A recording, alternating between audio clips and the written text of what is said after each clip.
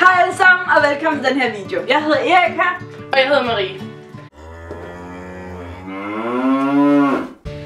Vi har valgt at starte den her YouTube-channel.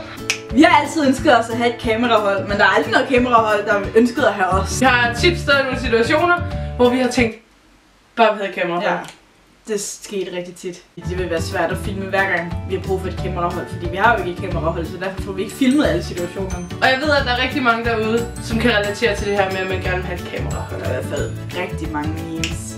Ja. Så det var det, der fik hele ideen til at starte. Det var faktisk Erik, han skrev det til mig klokken 7 i morges.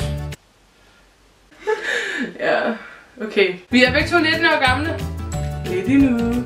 Vi bor på en mark hver især. Men i den her video,